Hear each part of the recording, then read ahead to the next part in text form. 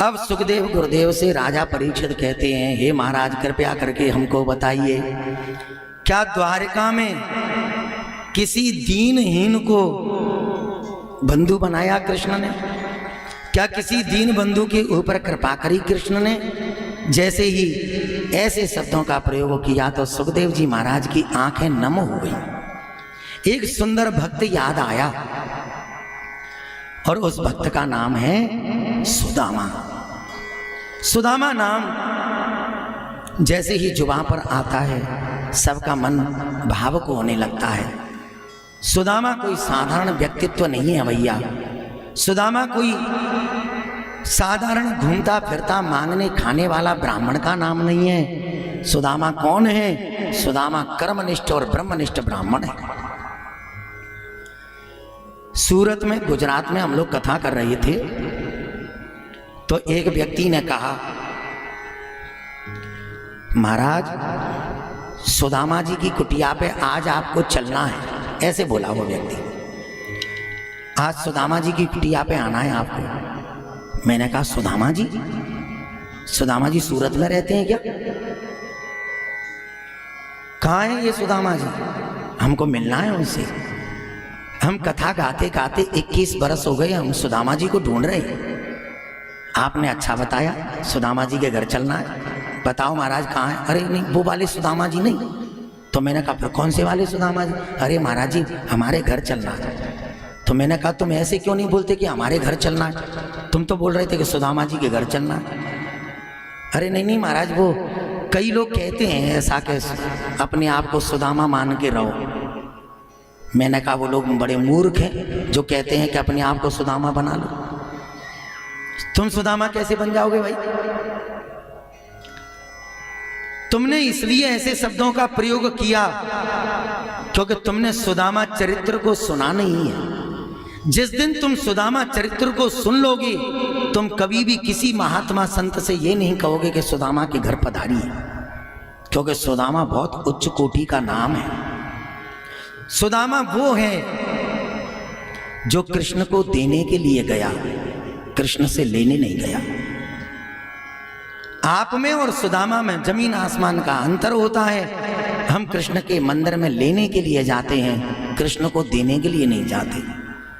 वो सुदामा कृष्ण को देने गया, 4 मुट्ठी चावल पोटली में बंद करके, 4 मुट्ठी चावल नहीं, वो 4 पुरुषार्थ ब्राह्मण आशीर्वाद रूप में लेकर के गया।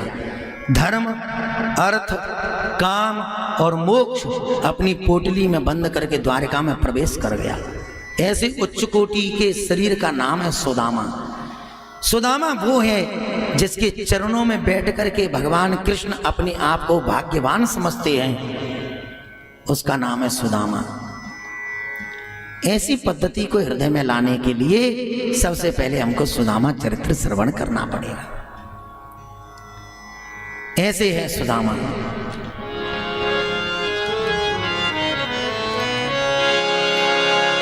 कृष्णस्यासीत् सखा कश्चित् ब्राह्मणो ब्रह्मवित्तमा विरक्त इंद्रियार्थेषु प्रशान्तात्मा जितेन्द्रियः। प्रशान्तात्मा जितेन्द्रियः।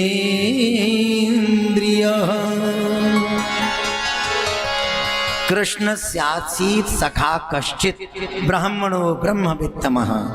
परिचय देखिए, सुखदेव जी परिचय करा रहे हैं बहुत उच्च कोटि तरीके से। हे परीक्षित, कृष्ण के एक मित्र हैं, उनका नाम है श्रीदाम। सुदामा शब्द नहीं आया भागवत में।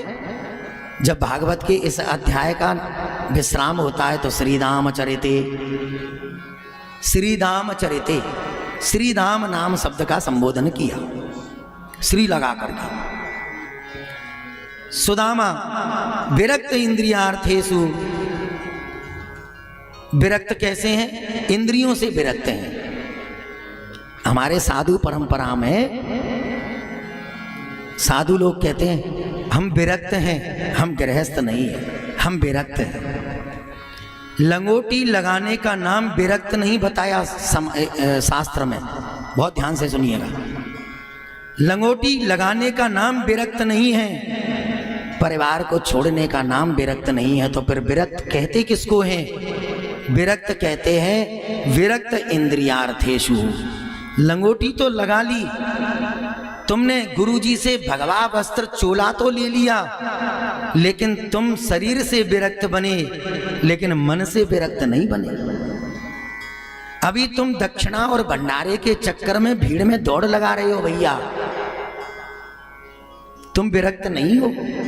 साधु उसी का नाम है, दक्षिणा देने वाला उसके पास चल करके आ जाए, उसका नाम है साधु।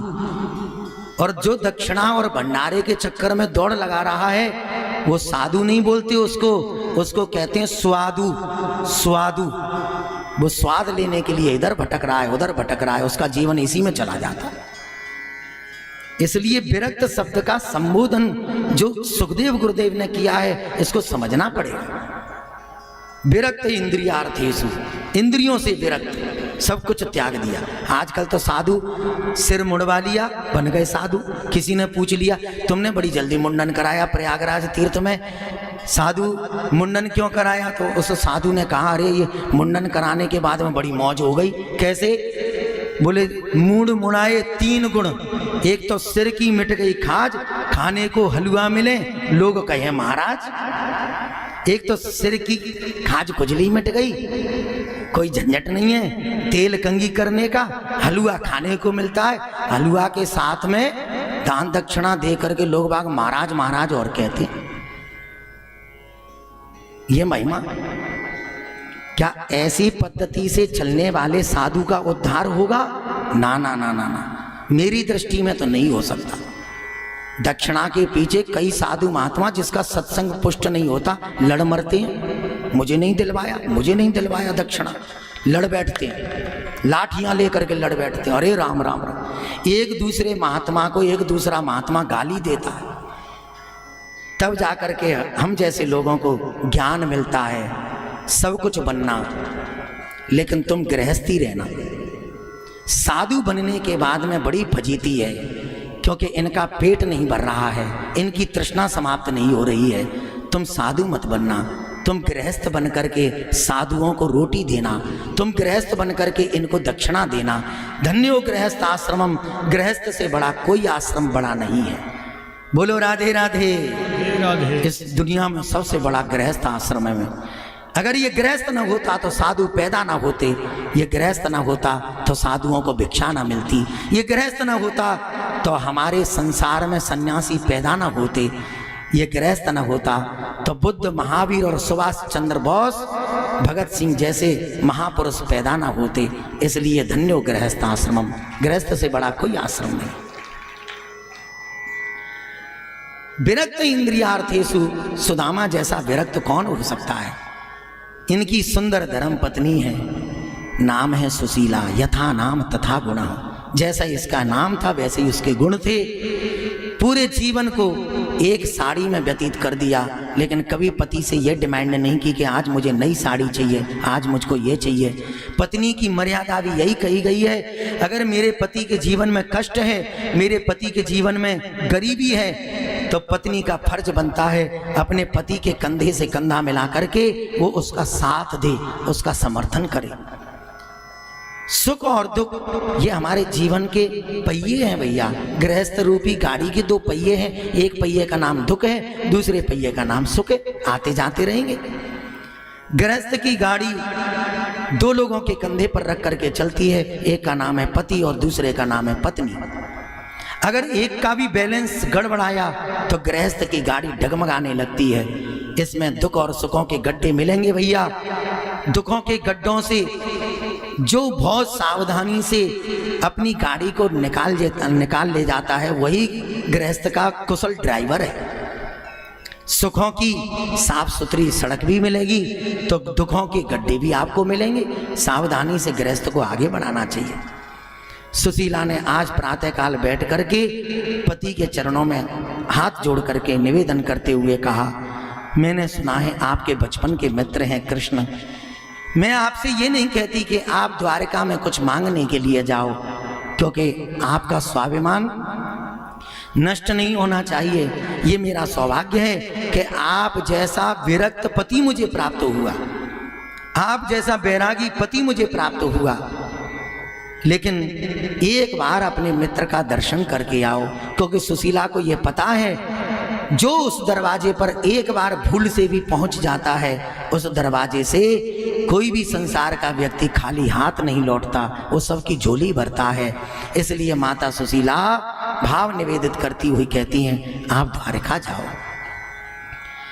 सुदामा जी ने कहा, क्षमा करना सुशीला, आज तुम्हारे हृदय से कामनाओं की दुर्गंध आ रही है। मैं तो सुशीला तुमसे एक ही बात कहूँगा, औरन को धन चाहिए बावरी, ब्राह्मण को धन केवल भिक्षा। औरन को धन चाहिए बावरी, ब्राह्मण को धन केवल भिक्षा। संसार में और किसी को धन की आकांक्षा हो सकती है, लेकिन सुशीला, ब्राह्मण का सर्वश्रेष्ठ धन है भिक्षाटन करना। मेरे बच्चों का लालन पालन 4 घर से हो रहा है, तो 5वें घर जाना जघन्य अपराध है। अगर सुदामा चरित्र को गहराई से सुनोगे तो मालूम चलेगा 4 घर से कभी 5वें घर में मांगने के लिए नहीं गए, क्योंकि ब्राह्मण का सर्वश्रेष्ठ धन क्या है? क्या बहुत बड़े आश्रमों का निर्माण कर लेना एक बहुत बड़े कथावाचक और बहुत बड़े ब्राह्मण की पहचान है? क्या बहुत बड़ा विशाल एक पांडाल बना करके, एक पैकेज की व्यवस्था करके, बड़े मंच पर बैठ करके मांगना, खाना, डोनेशन मांगना, दान मांगना, क्या इसका नाम बड़े महाराज है? ब्राह्मण का स्वरूप क्या है? ब्राह्मण के पास में सर्वश्रेष्ठ धन है, वो है स्वाभिमान का धन। जैसे ब्राह्मण का स्वाभिमान खत्म हो गया, उस ब्राह्मण का जीवन नष्ट है, वो ब्राह्मण जीने योग्य नहीं है, क्योंकि उसका स्वाभिमान अब नष्ट हो गया। वो व्यास पीठ पर बैठ करके हाथ फैला करके मांग रहा है, उसका स्वाभिमान नष्ट है। वो बहुत बड़े पांडाल में जरूर बैठा है, लेकिन वो मृत अवस्था में है, वो मरा हुआ है, क्योंकि वो मांग रहा है। मरा हुआ ब्राह्मण, मांगता हुआ ब्राह्मण मरा हुआ बताया है, उसको मांगना नहीं चाहिए। दान लेने में और दान को मांगने में जमीन आसमान का अंतर है। अगर कोई आपके हाथ में बड़े श्रद्धा के साथ कोई दान दे देता है तो आपकी मर्यादा है, ऐसे झोली फैला करके उस दान को लेना तुम्हारी मर्यादा है, लेकिन मांगना तुम्हारी मर्यादा नहीं है। ब्राह्मण मांगता हुआ शोभा नहीं देता, इसलिए मांगना नहीं चाहिए। 4 घर से 5वें घर कभी नहीं गए। देवी, ठीक है, तुम्हारी बात मैं मान भी लेता हूँ, मैं द्वारका चला भी जाऊंगा, लेकिन शास्त्र आज्ञा नहीं देता, खाली हाथ जाना अपराध है। विप्र, वैद्य, गुरु, ज्योतिषी और नृपहि राज, इनको कछु दीने बिना सिद्ध न होवे काज। ब्राह्मण के घर किसी ज्योतिषी से पंचांग दिखवाते समय, मंदिर देवालय में कथा संकीर्तन में, और गुरुजी के घर में खाली हाथ जाना अपराध है। मेरे पास तो कुछ भी नहीं है, मैं क्या लेकर के जाऊंगा? मैं उसकी व्यवस्था करूंगी ना। माता सुशीला प्रातःकाल उठी और 4 घर में गई। 4 घर से 4 मुट्ठी चावल मांगे माता सुशीला ने। माता सुशीला का हर परिवार में इतना उच्च कोटि का सम्मान है, अगर उंगली का इशारा करके कह देती कि मेरे घर में 1-1 बोरी चावल के पहुंचा दिए जाएं, तो 1-1 बोरी चावल के पहुंच जाते। लेकिन माता सुशीला ने किसी के घर से 1 बोरी चावल नहीं मांगे, उन्होंने एक घर से 1 मुट्ठी चावल की डिमांड की। या चित्वा चतुरो मुष्टिन विप्रान पृथुक तंडुलान।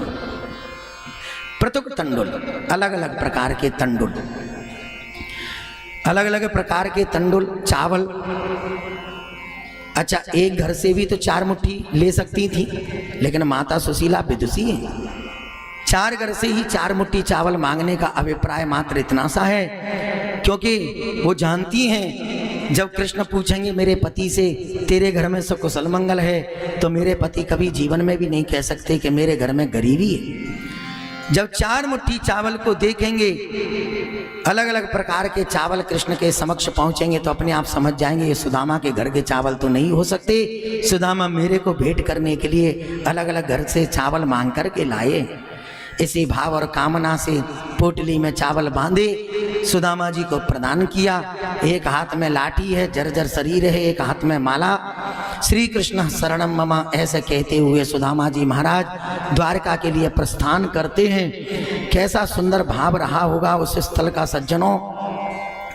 सुदामा जी के मन में एक ही चिंतन है, श्री कृष्ण शरणम ममा, श्री कृष्ण शरणम ममा। श्याम सुंदर से मिलने की आतुरता। आइए आप और हम सब लोग कुछ पंक्तियों में सुदामा जी के स्वरूप का दर्शन करें। चले श्याम सुंदर से मिलने सुदामा, चले श्याम सुंदर से मिलने सुदामा, गाते चले मन में हरे कृष्ण रामा, गाते चले मन में। आप लोग ताली बजा के रामा, चले श्याम सुंदर से मिलने सुदामा।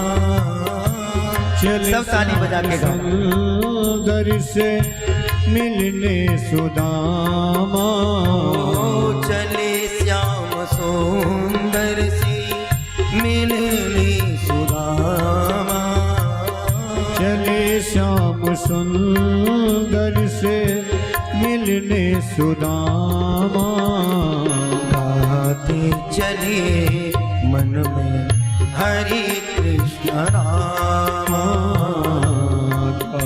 आप लोग दोनों हाथों से ताली सेवा करो मिलकर। हरे कृष्ण राम।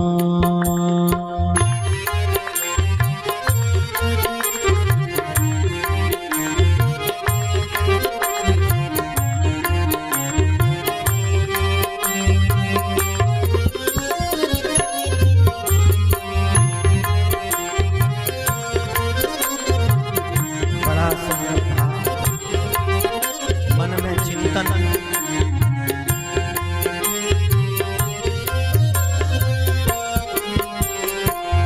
लोटा बटोरे अपनी कांधे लटकाए, लोटा बटोर अपने कांधे लटकाए, लोटा बटोर अपनी कांधे लटकाए, लोटा बटोर अपने कांधे लटकाए, तंदुल की पोटली को बगल में दबाए, ओ तंदुल की पोटली को बगल में दबाए, ओ तंदुल की पोटली को बगल में दबाए, हाँ तंदुल की पोटली को बगल में दबाए।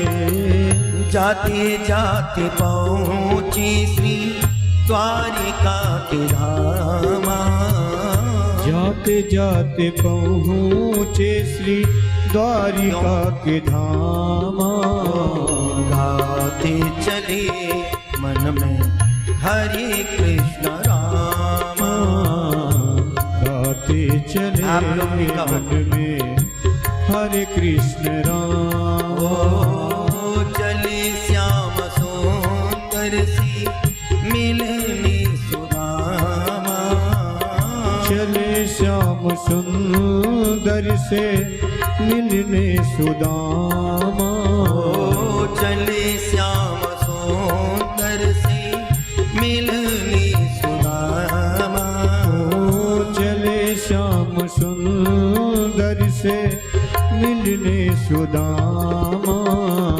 गाते चले मन में हरे कृष्ण रामा, गाते चले मन में हरे वाले भक्त दोनों हाथ उठाओ और ताली सेवा करो भाव। उस झांकी को उतारो अपने मन में, कैसी रही होगी वहां की झांकी।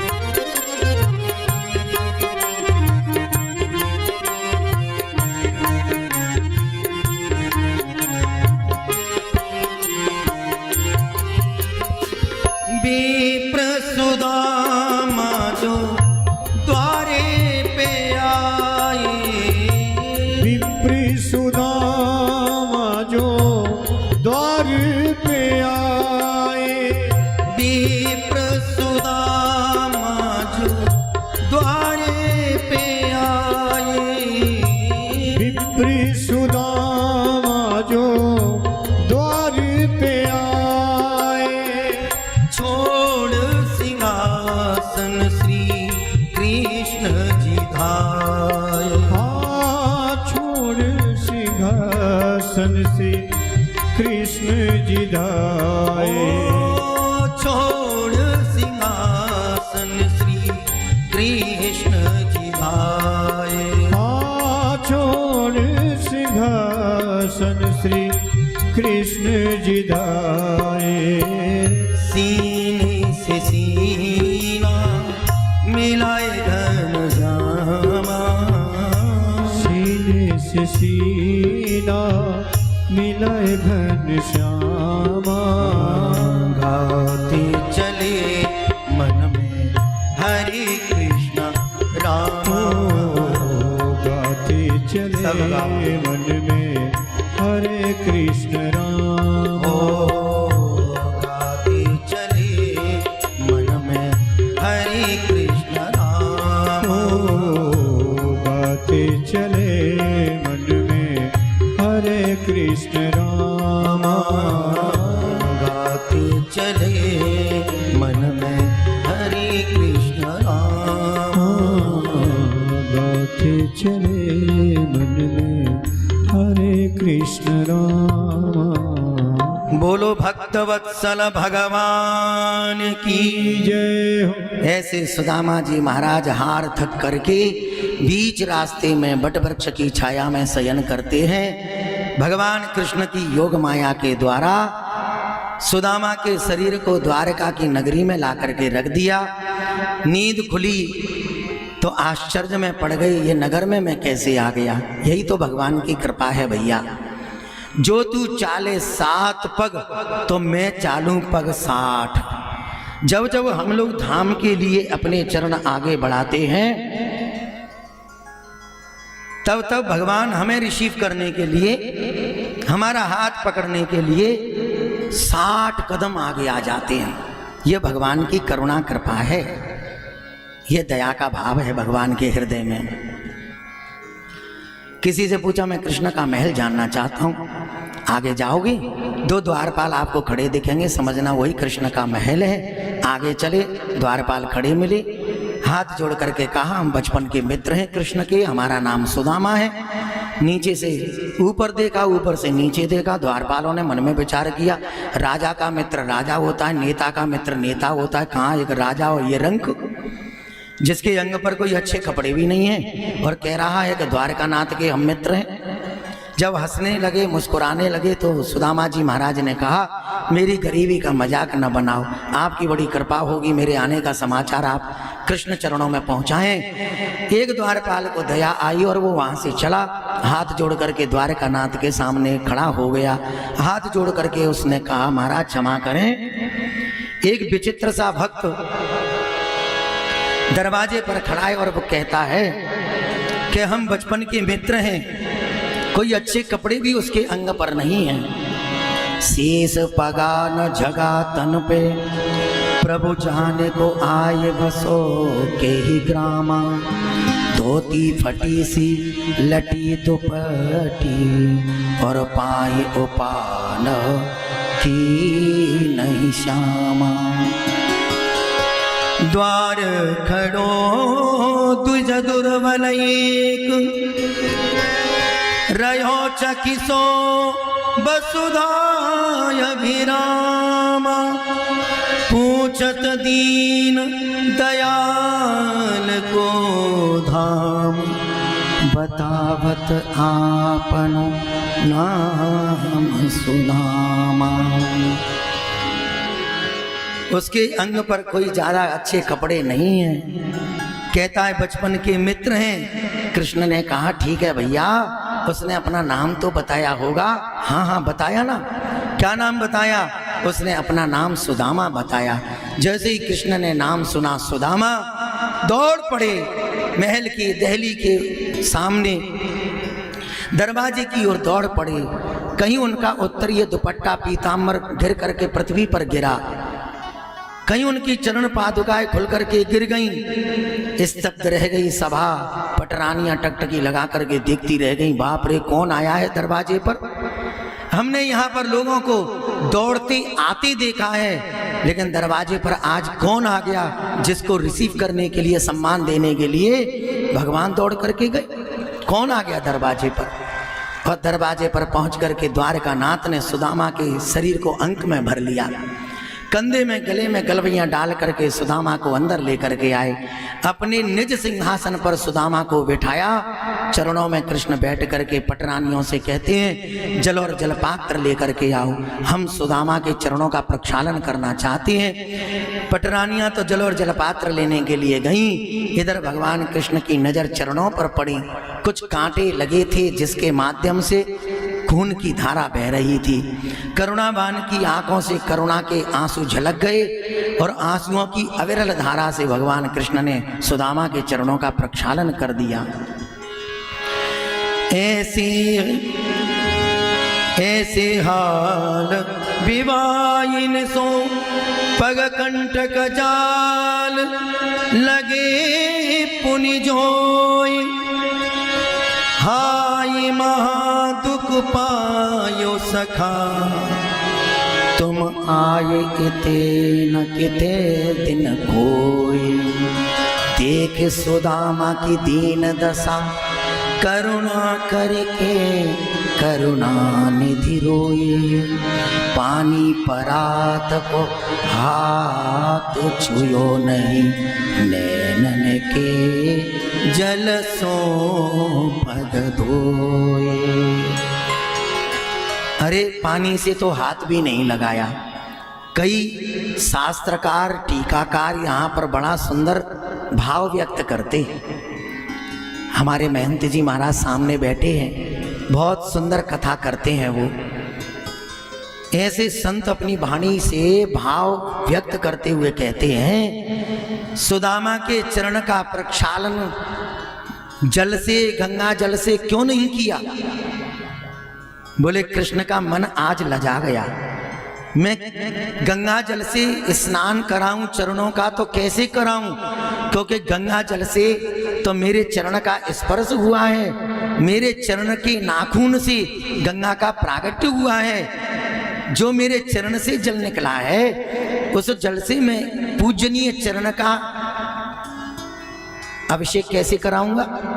इसलिए सबसे पवित्र जल भगवान श्री कृष्ण की आंखों का जल है। इसलिए भगवान श्री कृष्ण ने अपने प्रेम की आंसुओं की अविरल धारा से सुदामा के चरणों का प्रक्षालन किया।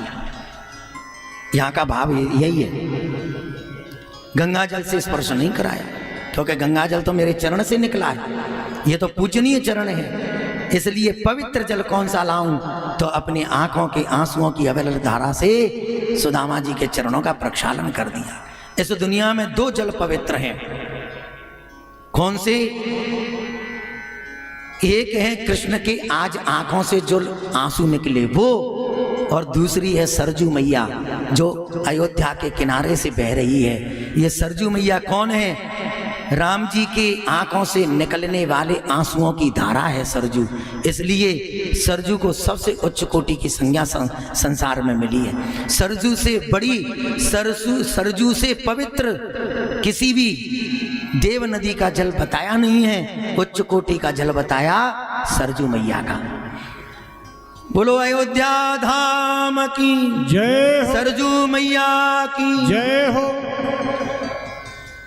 निज सिंहासन पर बैठाया, पटरानियां टकटकी लगा करके देखती रह गईं। सुदामा जी महाराज कुछ दिन निवास करते हैं, रात्रि में शयन करते हैं। सुदामा जी तो चरणों को दबाते हैं। कृष्ण सुदामा जी कहते हैं जाओ जाओ भैया अब तुम भी आराम करो। बोले 5 मिनट और।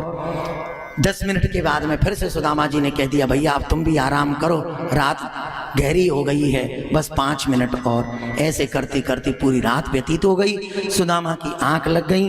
प्रातःकाल होते ही सुदामा की नींद खुली तो क्या देखा, भगवान कृष्ण जमीन पर बैठे हैं, सिर खटिया की पाटी से लगा हुआ है, नेत्र सजलित हो गए। सुदामा जी कहते हैं धन दौलत दुनिया के पास में होती है, लेकिन अखंड कोटि ब्रह्मांड नायक द्वारका का नाथ होकर के भी इतनी सरलता मैंने किसी के शरीर में नहीं देखी।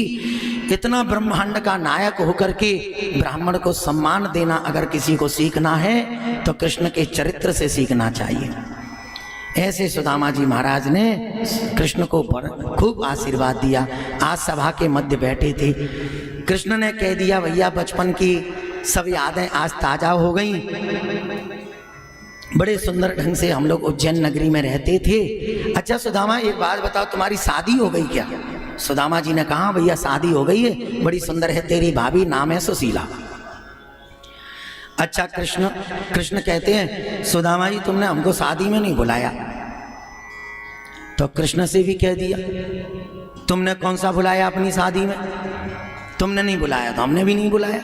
तो कृष्ण ने कहा अरे भले आदमी, हम तो शादी में तब बुला पाते दोपहर में 12 बजे तक शादी की कोई चर्चा नहीं, पता चला शाम को 5 बजे पत्नी घर में बैठी है। ऐसे ऐसे तो हमारी शादी विवाह हुए। कभी उसके स्वयंवर से हम किसी की लड़की को भगा लाए, कभी उसकी स्वयंवर में जाकर के उसके साथ शादी कर लाए। हमारे जीवन में यही चलता रहा महाराज। हमें तो इनविटेशन कार्ड छपवाने का भी मौका नहीं मिला, हम तुम्हें कहाँ से बुलाते। ऐसी मित्र तो मित्र हैं, बचपन के मित्र, चाय जैसी चर्चा चल रही थी। लंगोटिया यार है, दैत सखा है। दैत सखा किसे कहते हैं? जिसकी लंगोटी एक दूसरे की आपस में पहन ली जाए उसको कहते हैं लंगोटिया यार।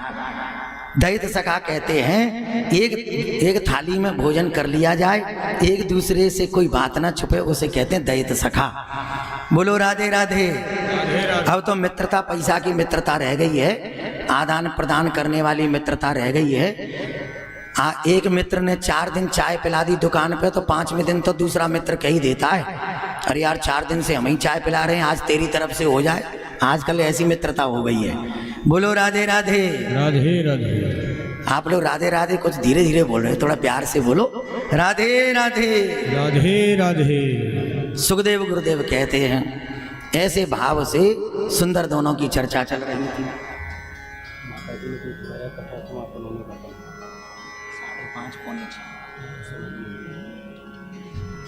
सुखदेव गुरुदेव कहते हैं दोनों में चर्चा चल रही थी तो कृष्ण कहते हैं हमारी भाभी जी ने हमारे लिए कुछ ना कुछ तो दिया होगा। और ऐसी चर्चा सुनी तो चावल की पोटली कांख में दबा ली। इसलिए दबा रहे हैं हाथ के नीचे क्योंकि संकोच है मन। बड़े बड़े राजघराने की यहाँ कन्याएं खड़ी हैं पटरानी के रूप में, ये देखेंगी मेरे टूटे फूटे लाए हुए चावल तो क्या सोचेंगे बताओ, इसको और कुछ नहीं मिला, टूटे फूटे चावल ही लेकर के आ गया।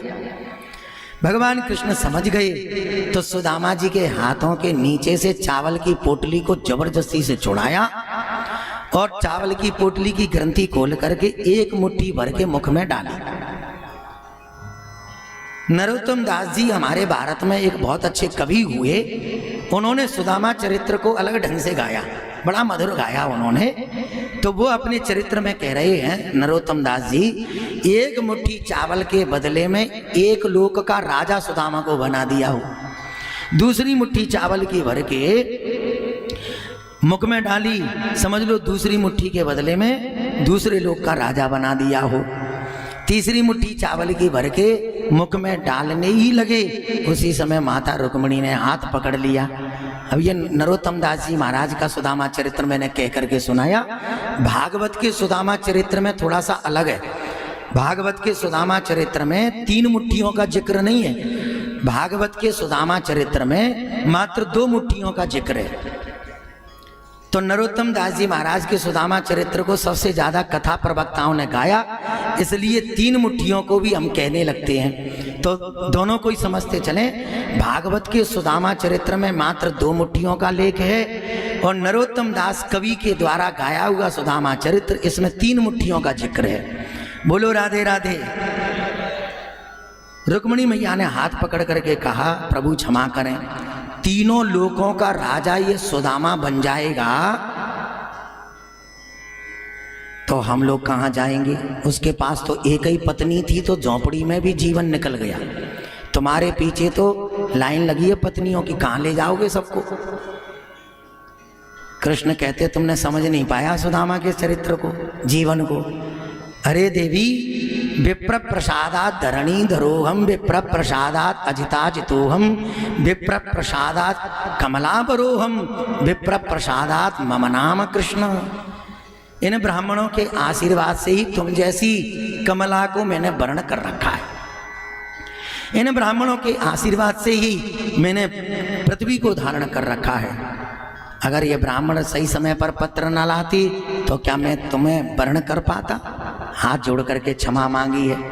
इन ब्राह्मणों के आशीर्वाद से ही मेरा नाम राम होता है, मेरा नाम कृष्ण होता है। ऐसी सुंदर चर्चा चल रही थी।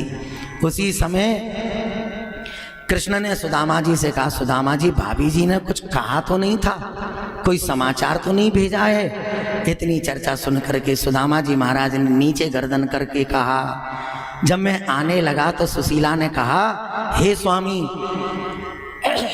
कृष्ण से मैं कुछ कहना चाहती हूं, तुम बस उसको समाचार पहुंचा देना। क्या कहा भाभी ने? तो सुदामा जी महाराज कह रहे हैं, 1 मास 2 पाख में 2 एकादशी होए, 1 मास 2 पक्ष में 2 एकादशी होए, लेकिन मेरे घर गोपाल जी नित्य एकादशी होए। इतनी चर्चा सुन करके कृष्ण भगवान के नेत्रों से झरझर करके अश्रु प्रवाह हो गए। धन्य है सुदामा, मैंने तुमसे कई बार कहा तेरे घर में सब कुशल मंगल है, तूने एक बार भी मुझसे नहीं कहा कि मेरे घर में गरीबी बहुत है। इतना कष्ट पा करके भी तेरे चेहरे पर जो मुस्कुराहट है, दुनिया को इससे सीख ले लेनी चाहिए। सबके जीवन में सुख भी आते हैं, दुख भी आते हैं, लेकिन चेहरे की मुस्कुराहट कभी मुख से दूर ना हो पाए, ऐसे सरस जीवन को जीना चाहिए। ये सुदामा चरित्र दुनिया से कह रहा है। कह देना भाभी से, होनी थी सो हो गई, अब ना ऐसी होए, और तेरे घर सुशीला नित्य द्वादशी होए। आज से एकादशी नहीं, रोजाना द्वादशी का पर्व मनाया जाएगा। भक्त सुदामा को जो कुछ मिलना था वो मिल गया, लेकिन सुदामा को कानों कान खबर नहीं है। सुदामा जी महाराज ने कहा, भैया बहुत दिन आए गए हैं, बड़ा आनंद आएगा, बड़ा आनंद आया और तुमने खूब अतिथि सत्कार किया, अब हम चलना चाहते हैं, आज्ञा दो। बोले जाना तो है ही, हमारी पत्नी को आशीर्वाद दो। तो सबसे पहले रुक्मिणी आई, सुबह 10 बजे ही बैठा दिया आशीर्वाद देने के लिए, अभी चाय नाश्ता भी नहीं हुआ। तो सुदामा जी ने बड़ी शीघ्रता से कहा, सौभाग्यवती भव। जामवती आई, सौभाग्यवती भव। सत्यभामा आई, सौभाग्यवती भव। कालिंदी आई, सौभाग्यवती भव। मित्रविंदा आई, सौभाग्यवती भव। नागनजिती आई, सौभाग्यवती भव। मित्रविंदा आई, सौभाग्यवती भव। भद्रा आई, सौभाग्यवती भव। लक्ष्मणा आई, सौभाग्यवती भव। 10 निकल गई, 20 निकल गई, 50 निकल गई। शाम को 5 बजे तक 500 लोगों को ये आशीर्वाद दे पाया। पता चला अभी तो बहुत दूर तक लाइन खड़ी है। कृष्ण ने कहा, कृष्ण से सुदामा जी ने कहा, अरे कन्हैया थोड़ा मेरे पास आ। बोलो महाराज क्या बात है? अरे बोले महाराज क्या बात क्या है? मैंने तो तुझसे कहा था तेरी पत्नी को आशीर्वाद देने के लिए, तू तो पूरी कॉलोनी और मोहल्ले वालियों को ही बुला लाया। कृष्ण कहते हैं ये कॉलोनी और मोहल्ले की नहीं है, तो भैया कौन है ये सब मेरी पत्नी है। सुदामा जी घबरा करके कहते हैं, चौंको भैया, हम तो एक पत्नी के मारे दर दर की ठोकर खाते फिर रहे हैं, तू इतनी पत्नियों के बीच में भला कैसे रहता होगा। कृष्ण कहते हैं सब आप जैसे महात्मा संतों की खूब कृपा है। बोले तो ऐसा है भैया, तू मेरे सामने बैठ जा, इकट्ठा आशीर्वाद ले ले और धीरे धीरे करके समस्त रानियों को बांटते रहना। बैठ गए कृष्ण। यशस्वी भव, मनस्वी भव, तपस्वी भव, ऐसे सुंदर आशीर्वाद प्राप्त किए कृष्ण ने। सुदामा जी महाराज अब प्रस्थान करते हैं। सुदामा जी जैसे ही अपनी सुदामापुरी में पधारे, यहाँ पर सोने के महल जैसे ही देखे तो घबरा गए। सुदामा मंदिर देखे डरे, सुदामा मंदिर देख डरे, सुदामा मंदिर देखे डरे, सुदामा मंदिर देख डरे। यहाँ तो हती मेरी टूटी झोपड़िया, यह तो हती मेरी टूटी झोपड़िया, यहाँ तो हती मेरी टूटी झोपड़िया, यह तो हती मेरी टूटी झोपड़िया। महल चौबारी खड़ी सुदामा, महल चौबार खड़े सुदामा, मंदिर देखे डरे सुदामा। 2 मिनट का कीर्तन सब गाओ। डरे। हरे कृष्णा हरे कृष्णा, कृष्णा कृष्णा हरे हरे, हरे रामा हरे रामा, राम रामा हरे हरे। गाओ। हरे कृष्णा कृष्ण कृष्ण हरे हरे, हरे रामा राम रामा हरे हरे। हरे कृष्णा कृष्णा कृष्णा हरे हरे, हरे राम राम राम हरे हरे। हरे कृष्णा कृष्ण कृष्ण सब करो वाणी पवित्र नाम महामंत्र को गाते। हरे राम राम राम ताली बजा के कहो। हरे हरे कृष्णा कृष्ण कृष्ण हरे हरे, हरे राम राम हरे हरे। हरे कृष्ण कृष्ण कृष्ण हरे हरे, हरे राम राम राम हरे हरे, कृष्ण कृष्ण हरे हरे, राम राम हरे हरे। बोलो बाल कृष्ण लाल की जय, भक्तवत्सल भगवान की जय हो। जैसे ही सोने के महल देखे सुदामा जी घबरा गए। हमें लगता है पीछे से किसी राजा ने महाराजा ने कोई हमारी जगह पर कब्जा करके महल खड़े कर दिए हैं, न जाने मेरी पत्नी बच्चा किस हाल में होंगे। द्वारपालों से पूछा भैया ये किसके महल हैं? द्वारपालों ने कहा ये सुदामा जी के महल हैं। सुदामा जी तो हमारा ही नाम है, हो सकता है किसी राजा का नाम हो सुदामा जी। क्या हम उसकी पत्नी से मिल सकते हैं? बिल्कुल मिल सकते हैं साहब। सुशीला को छोड़ करके गए थे मटमैली साड़ी में, जर्जर शरीर। 20-25 दिन के बाद में सुदामा जी लौटे तो सुशीला तो बदल गई। जैसे ही सुशीला आई श्रृंगार करके सुदामा के सामने, सुदामा को जैसे ही प्रणाम किया तो दूर खड़े हो गए। तुम कौन हो? भूल गई, श्रृंगार करके आई थी ना, मेरा नाम है सुशीला। सुदामा जी ने कह दिया, सुशीला तेरे ये दो दो चुटीला, मैं तेरे को छोड़ के गया था किसी और रूप में, ये सब कैसे हुआ? सुशीला ने कहा सब भगवान की कृपा से हुआ। चौको भैया, हम तो जैसे गए वैसे ही आ गए, तुम्हारे ऊपर घर बैठे खूब कृपा हुई। सुशीला, तुम्हें धन की बड़ी आकांक्षा थी, अब तुम्हें धन मिल गया, मोतियों को पिसवा करके उसके आटे की रोटी बना के खाओ और हीरे जवाहरात का दाल में तड़का लगा करके पाओ। हम चलते हैं जंगल में भगवान की प्रार्थना करने के लिए। जैसे ही सुदामा जी चलने लगे, सुशीला मैया कहती हैं जब आप ही न रहेंगे तो हम इस धन का क्या करेंगे, क्योंकि पत्नी का सर्वश्रेष्ठ धन तो पति होता है। सुशीला ने बच्चों का हाथ पकड़ा, वो भी पति के पीछे चल पड़ी। इतने में द्वारकानाथ महल की दहलीज पर प्रकट हो गए। ठहरो सुदामा, ये कोई बेकार युक्त धन नहीं है, मेरा कृपा प्रसाद है, आप इसका भोग भोगिए, अंतिम समय में परिवार सहित तुम्हें वैकुंठ की प्राप्ति होगी।